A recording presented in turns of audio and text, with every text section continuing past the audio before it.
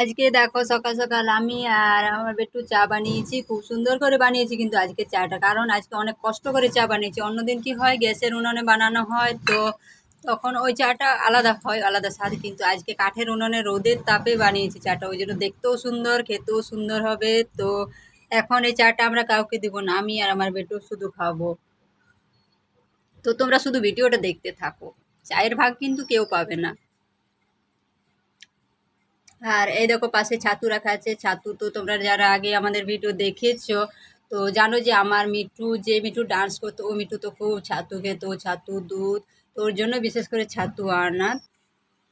তো ওখানে তো দেখলে নিশ্চয়ই যে আমি আজকে কাঠের উনানে রান্না, আর অবস্থা দেখো এত গরম, আর গরমটা খুব ব্যবসা গরম আছে, আর রোদও আজকে খুব দিচ্ছে, মানে প্রচণ্ড রোদ।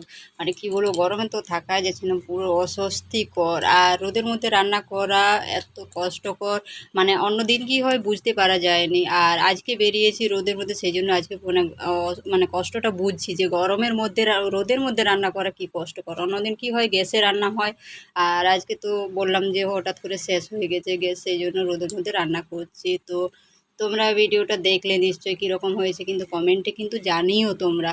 আর এখন তো আমরা পুরো রান্না করব, এখন অনেক বাকি আছে, সবে তো এই ভাত চাপানো হয়েছে, এখন তরকারি করব আজকে আলু সোয়াবিন, আলু সোয়াবিনের তরকারি করব, ডাল করব, আর বেশি কিছু করব না, কারণ রোদের মধ্যে তো বেশি রান্না করা সম্ভব নয়। তো তোমরা ভিডিওটা দেখো, আর যদি ভালো লাগে তো অবশ্যই পাশে থেকো, আর লাইক শেয়ার কমেন্ট করতে কিন্তু ভুলবে না তোমরা। ঠিক আছে, আজকের মতো বাই।